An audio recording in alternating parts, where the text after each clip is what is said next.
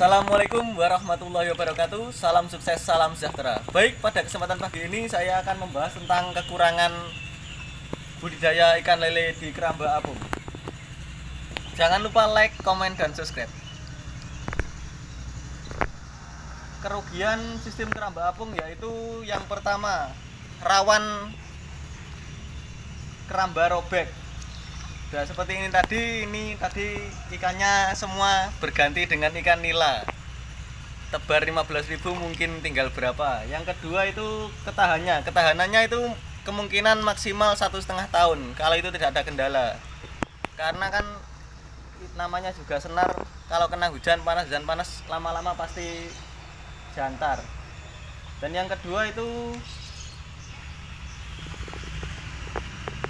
modalnya malah 2 kali lipat, karena kita harus menyiapkan kolam dulu. Habis menyiapkan kolam kemudian baru membeli keramba dan juga menjahitnya, karena tidak ada di pasaran kalau dengan ukuran yang seperti ini kan ukuran 2 kali 10 meter. Dan yang ketiga itu pemasangannya itu ya memerlukan waktu lumayan lama lah, untuk mencari pringnya dulu, kemudian kendalanya kalau sudah kolam robek, ya kalau di kolam sendiri itu nggak apa-apa, ikannya kan masih di dalam area lah. Kalau beternaknya di sawah, di danau atau di rawa-rawa itu kemungkinan kalau keluar itu sudah hilang. Dan yang ketiga itu binatang liarnya di sini. Kalau ada biawak, ada burung itu dicokot tuyul bisa dirobekin dan akan membuat ikannya semua keluar. Dan untuk kelebihannya sih banyak kelebihannya keramba apung. Di sisi lain pemanennya mudah, bisa menjadi banyak, untuk tebar banyak bisa. Kemudian sistem dari keiritannya modalnya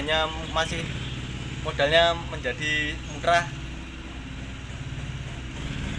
Seperti contoh di situ itu tadi ikannya itu lumayan lah, untung masih bisa selamatin karena robek itu digigicin tuyul.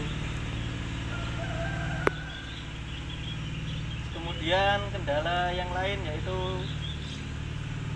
tentang pencariannya. Kalau belinya itu kan agak susah di sini. Ini bahan memakai RK double. Kalau lebih baik lagi menggunakan bahan yang itu kasa hijau kan lembut. Kendalanya lagi ukur benihnya. Ini benih minimal harus ukur 4 ke atas. Kalau 4 ke bawah ini pasti akan lepas ikannya. Kemarin saya tebar ukur 5 itu masih banyak yang lolos ikannya yang keluar dari keramba. Tapi nggak apa-apa lah, itu buat pelajaran. Kelemahannya lagi kalau salah satu ikan kena penyakit, pasti semua yang ada di keramba lainnya juga kena penyakit, karena airnya menjadi satu. Dan kelebihannya juga kalau pemberian obat itu tidak perlu satu-satu, hanya satu tempat saja sudah semua itu kena obatnya semua. Vitamin, obat, probiotik itu satu tempat semua kena, bisa merata. Dan untuk kelebihannya itu karena kalau dikasih pakan alternatif itu airnya tidak bau, jadi ikannya tetap sehat, makan tetap lancar, tidak perlu ganti-ganti air lagi, karena saya ini kan pakai kolam dengan sistem air sungai. Ini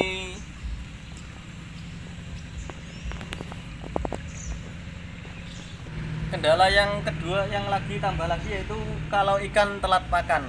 Karena ini kan memakai sistem air jernih, jadi ikan menjadi kanibal, saling makan satu sama lain dan besarnya tidak merata. Kalau membahas sistem pemanenannya itu ya susah mudah lah. Mudahnya gimana? Kita tidak perlu menguras air, hanya tinggal menaikkan kerambanya dan mengambil ikan. Tapi susahnya lagi kalau tidak ada teman, karena di keramba itu tidak bisa kalau diselesaikan sendiri, karena harus memerlukan bantuan lah, minimalnya 2-3 lebih baik. Dan kekurangannya itu kita harus sering-sering melihat keadaan kondisi, melihat apakah ini masih utuh, masih aman, masih layak pakai. Karena kalau sudah robek itu dijahit itu pasti tidak bertahan lama. Kemungkinan bertahan itu kalau ikannya sudah besar itu bisa robek lagi. Jadi harus sering-sering mengontrol setiap berapa hari sekali gitu, memerlukan banyak waktu lah. Kalau kolam beton kan itu wis jenis rawannya hanya bocor saja. Kalau ini harus memperhatikan kondisi airnya gimana, cuacanya gimana. Ya seperti ini tadi kan banyak yang keluar ikannya. Kalau yang lagi kalau sudah habis panen kan pasti kerambanya mengandung banyak lumut lah. Itu harus dibersihin dulu dengan cara diambili ulang, dibersihin dan dipasang kembali. Itu memerlukan kegiatan double dan memerlukan waktu yang banyak lagi.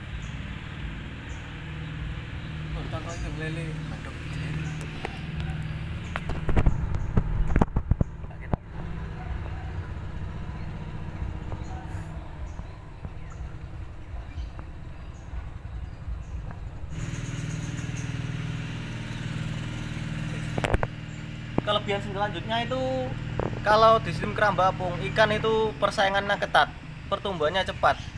Ini aja umur 2 minggu sudah ukuran 89. Karena airnya kan mengalir terus, berganti setiap hari dan ikan bebas.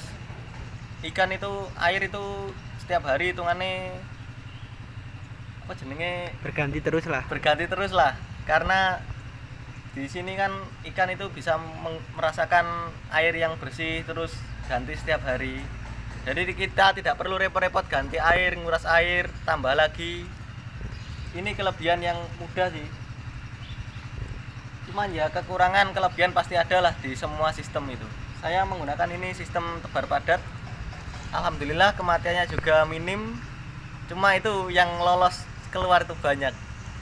Tadi pemanenan saja lele itu sudah berganti dengan jair.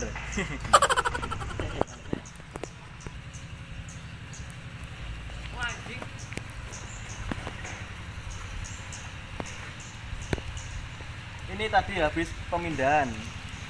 Ini tadi pemindahan ikan karena keadaan terdesak, kerambanya ada yang bolong, jadi saya langsung pindah.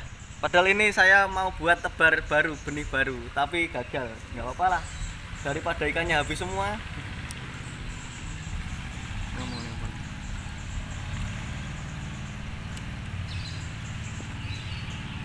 Kelemahannya di sini kan kalau keramba bolong, tapi untungnya saya ini pakai kolam sendiri. Jadi kalau keramba bolong itu tidak khawatir lah ikannya hilang. Nanti kan bisa memanen, cuma memerlukan waktu untuk pengurasan kolam yang di luar ini. Harus membutuhkan diesel.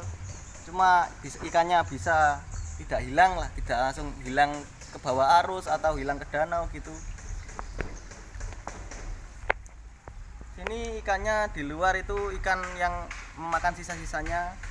Kelebihannya itu kalau di dalam ada ikannya besar, di luar juga ikannya bisa besar. Karena ikan pakan kan nggak bisa, kalau dikasih pakan itu nggak bisa habis di dalam sini lah, pasti ada yang keluar 1-2 lah. Pas yang keluar itu bisa dimakan untuk ikan di luar. Ikan di luar ini ikan nila ya.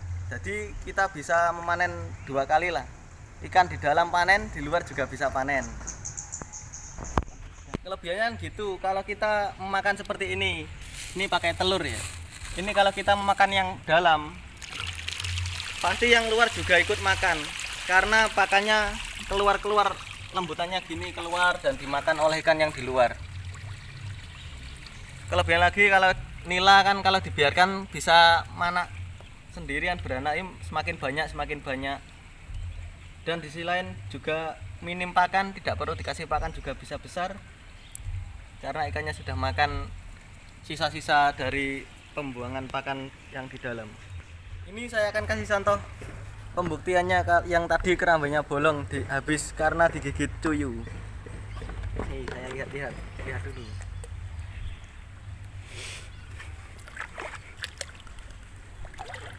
Nah, ini kesusahannya kalau kita sering-sering ngecek kan malah nyemplung air, bisa mengganggu ikannya sebelahnya sini dan membuat ikan bisa stres.